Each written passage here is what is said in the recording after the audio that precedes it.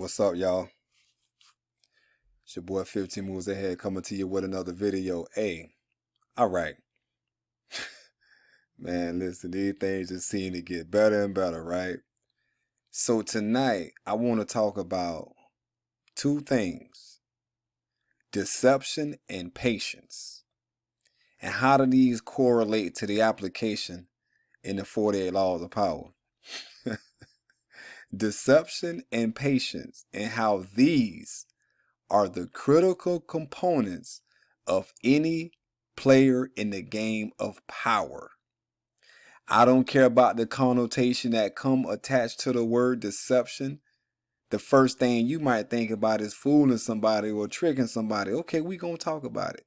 And patience, oh my Lord, look at the connotation that come with patience. We automatically think about, being held off and being, hold up from getting something that you want.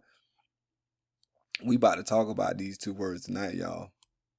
So let's get off 48 Laws of Power and let's go to the preface.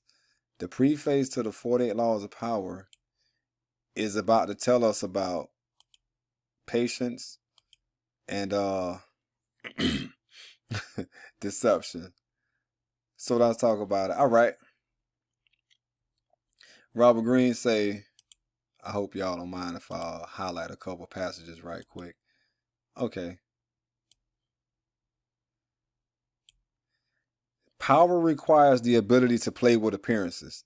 To this end, you must learn to wear many masks and keep a bag full of deceptive tricks. Deception and masquerade should not be seen as ugly or immoral. All human interaction requires deception on many levels, and in some ways what separates humans from animals is our ability to lie and deceive. In Greek myths, in India, Mahabharata cycle, in the Middle East epic of Gilgamesh, it is the privilege of the gods to use deceptive arts. It's a privilege. A great man, Odysseus, for instance, was judged by his ability to rival the craftiness of the gods, stealing some of their divine power by matching them in wits and deception.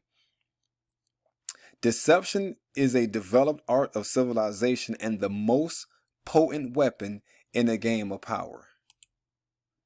I'm going to say this again. This is the preface, page XX. And we just learned what is the most potent weapon in the game of power, deception, but it's all in how you look at it. In human interaction, 9 times out of 10, you are playing deception every day of your life. If you meet someone new, you do not walk up to this person and tell them everything about you. Especially if you want to get something from them, what do? You lie, you deceive, you hold back certain pieces of information that if that person had known, they probably would run from you.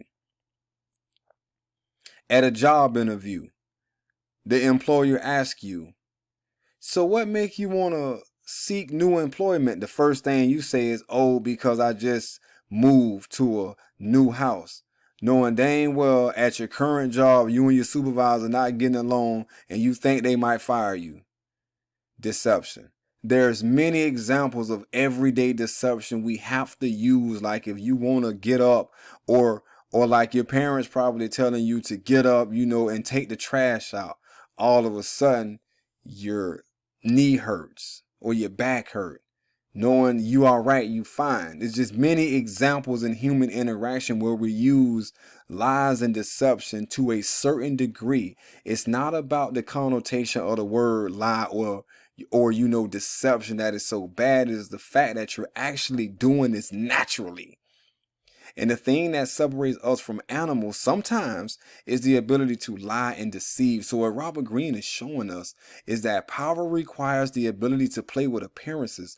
You cannot be a person of power. You cannot be a student of seduction. You cannot be a person who is overcoming self through the laws of human nature. You cannot be a disciple of the game of mastery if you do not understand appearances. And we are seeing right now the most potent weapon in the game of power is deception. I want you to take a highlighter, a pen. Don't use a pencil. Use one of them pens that, when you mark the page, you can almost see it on the other page. And if you got like an ebook or something, definitely highlight this sentence, because this is going to serve you for the duration of the 48 laws of power. And we're just in the preface. We're just in the preface, and we just learned what is the most potent weapon in the game of power. Let's keep going. You cannot succeed at deception unless you take a somewhat distant approach to yourself. I'm going to say this again. You cannot succeed at deception unless you take a somewhat distant approach to yourself. This means you got to separate from you. This is so deep. You have to separate from you. You have to literally get out of your own way, unless you can be many people wearing the mask that the day and the moment require. With such a flexible approach to all appearances, including your own, you lose a lot of the inward heaviness that hold people down. Make your face as malleable as the actors. Work to conceal your intentions from others. Practice luring people into traps. Playing with appearances and mastering arts of deception are among the aesthetic pleasures of life. Speak to me, speak to me, speak to me. They are also key components in the acquisition of power.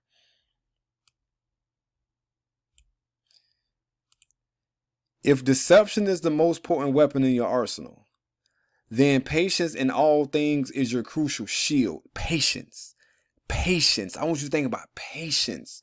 The ability to just sit there like a spider. You just wait. You wait for the perfect opportunity. You're not impulsive, emotional, reacting in the moment because this person said this about you, reacting in the moment because you got a text message from someone, reacting in the moment because somebody came up to you and shared some gossip. You're not reacting. You have patience. I'll chill. I'll wait. Patience will protect you from making moronic blunders. Like mastering your emotions, patience is a skill. It does not come naturally. But nothing about power is natural. Power is more godlike than anything in the natural world. I'm going to say this again. Power is more godlike than anything in the natural world. And patience is the supreme virtue of the gods who have nothing but time. Think about this. All the gods you can think of, you never heard of an end date for them. They just have time. Think about that. Let that settle in for a moment. All the stories of the gods, you never hear an end to them. They just have time. Everything good will happen. The grass will grow green. It will grow again. And like my uncle used to tell me, you know, even a trash can will get a steak if it sit there long enough. Patience. Everything good will happen. The grass will grow again if you give it time and see several steps into the future.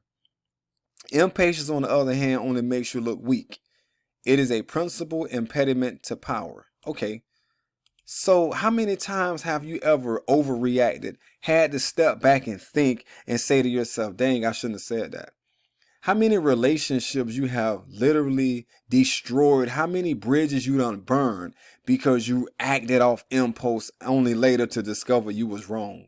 How many times you had to send those apologetic texts, go and buy flowers, walk to somebody, shake their hand and say, look, I just want to tell you, I'm sorry, I apologize. How many times have the words from the bottom of my heart, I just want to make this up, that you came out of you because you acted on impulse and you ain't have patience?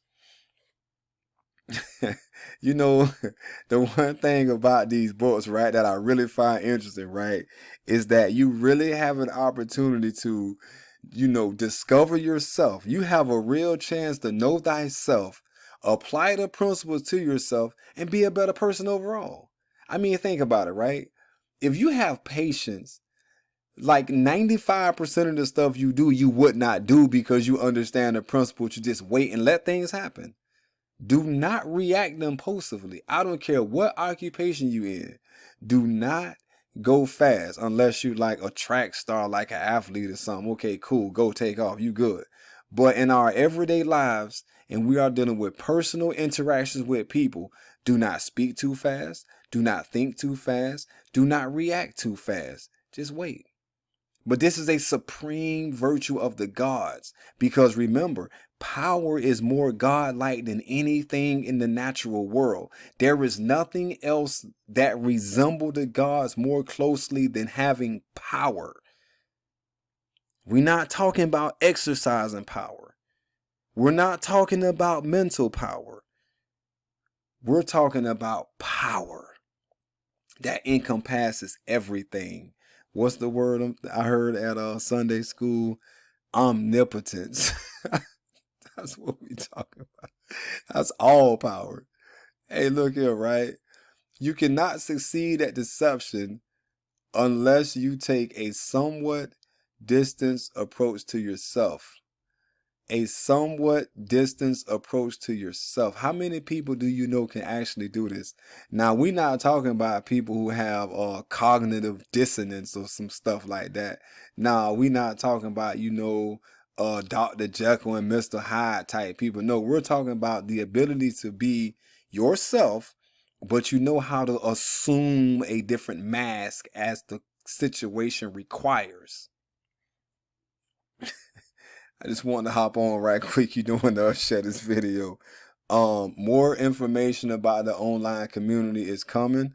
Believe me when I tell you this, it's in the workings right now. It's almost in the final stages, and once it is, it will be shared. And you guys will have a chance to sit with me, study with me, and just vibe. We'll go live, 3 or 4 times a week. We'll have one-on-ones, personal coaching sessions, everything included. If you're trying to be a student of power, a master of seduction, a disciple of the laws of human nature, if these are the kind of things you are into and you want to dive deeper, connect with me. Other than that, thanks for watching. Don't forget to like, share, subscribe, and comment. It's 50 moves ahead. I'm out.